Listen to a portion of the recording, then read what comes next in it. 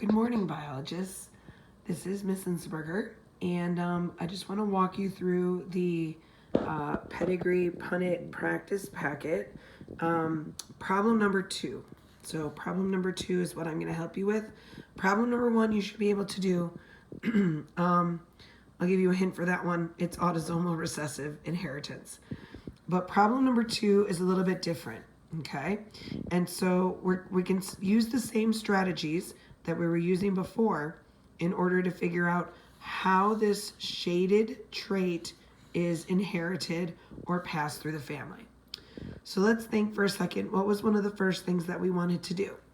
We wanted to identify in our key that the shaded shapes are the individuals who have the trait. In this case, the problem is telling us that the pedigree is showing the trait for polydactyly, having 6 fingers on each hand. This is actually a real thing, and you can look it up and you can see photos of individuals with polydactyly as well as other organisms. Polydactyly is actually pretty common in cats as well. So you can find pictures of other organisms who have more than the usual number of digits, all right? So the trait is polydactyly, and so that means that every individual who is shaded in the pedigree has polydactyly. So let's go ahead and start by labeling our shapes in the key. So we know that the individual who's shaded and circle, this is a female with polydactyly. Okay. We also know that the shaded square is a male with polydactyly. Sorry, it's very hard to write and videotape at the same time. So now, what else do we know?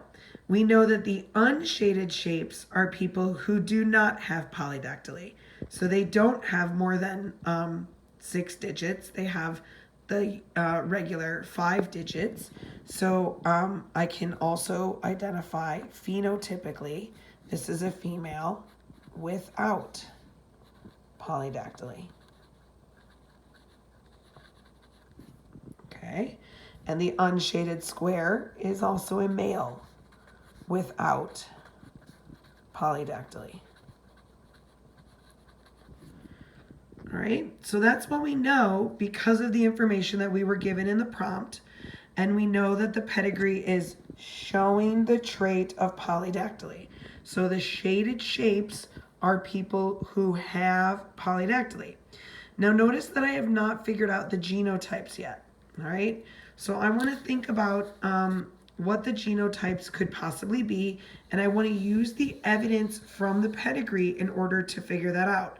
So I'm not going to just randomly start assuming the genotypes and putting that in the key, because that might not match my evidence in the pedigree.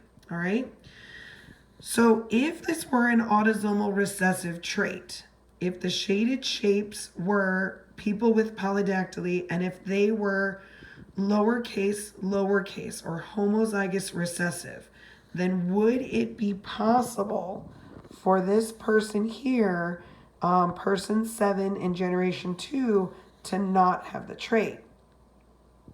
So think about that for a second. If the parents are both homozygous recessive, there's no way that person number 7 could be homozygous recessive, or could be not show the homozygous recessive phenotype. All right, so that is the big hint right here when I look at this portion of the pedigree, that I'm dealing with something that's a little bit different than what I'm used to. All right, I can also look and see over here for generation 1, person 3 and 4. One parent does not have the trait, the other parent does show the trait, and then 50% of their kids show the trait. So one kid does not have the trait, does not have polydactyly, the other child does have polydactyly. And then even more interesting is what's happening down here between generation 2-7 and generation 2-8. Neither parent has polydactyly, and 100% of their kids in generation 3 do not have polydactyly. So we can't have this trait being caused by a recessive allele. So what we've figured out, and hopefully you followed along, and if you need to, stop the video now and rewind. But what we should have figured out is that polydactyly is caused by a dominant allele. So I'm going to use the letter F, and every person who is shaded is going to be big F blank. Big F blank. Everybody who's shaded is big F blank. And now I can go ahead and add that genotype to the key. That also means that the folks who are unshaded have to be homozygous recessive. So I can go ahead and add those genotypes to the pedigree as well as to the key. And I use cursive letter Fs. And the reason that I do that is because I want the recessive allele to look very different from my dominant allele. So everybody who is unshaded gets little f's. And then also come over to the key and add the genotypes to the key. So remember, a good review, the key should include the sex of the person, should include the phenotype, and should include partial or a full genotype. So the shaded shapes, the circle is the female with polydactyly, and the genotype is capital letter blank. The shaded square is a male with polydactyly, capital F blank. All right? So now the fun part begins, where we get to be little genetic detectives, and we can see if we can figure out what the blanks are. So if we again take a look at person 2-7, this third son, he has 2 recessive alleles. Well, one of those recessive alleles had to have come from his father, and the other recessive allele had to have come from his mother. So the parents, generation 1-1 and 1-2, are heterozygous for polydactyly. The 2 older siblings, we don't know exactly what their genotypes are, but we know that phenotypically, because they're shaded, they have polydactyly, but the youngest son does not have polydactyly. So he's gonna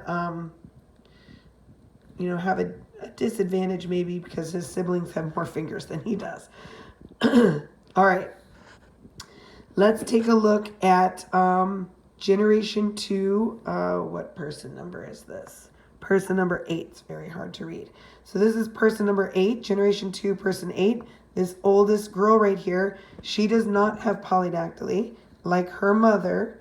However, she has 2 recessive alleles. So one recessive allele came from mom. The other recessive allele had to have come from her dad.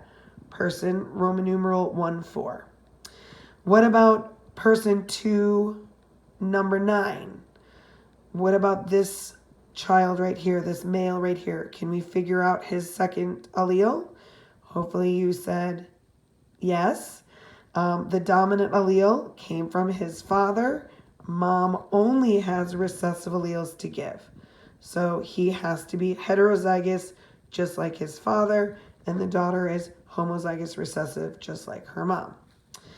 And then also now that explains the family here, generation 2, numbers 7 and 8, and generation 3, 10, 11, 12. Why are these all unshaded? All the parents have to give are recessive alleles. So 100% of the kids are going to also have recessive alleles. All right? So whenever we see anything like this, right? This is a good piece of evidence. You would explain in the question below about how you know this is a dominant trait. And I would also say where we started here. This second circle is another great piece of evidence to help us understand why or how polydactyly is an autosomal dominant trait. Thanks for watching. Have a great late arrival asynchronous day. If you have questions, please log on to Zoom or ask your teacher or go to the Learning Center. Bye-bye.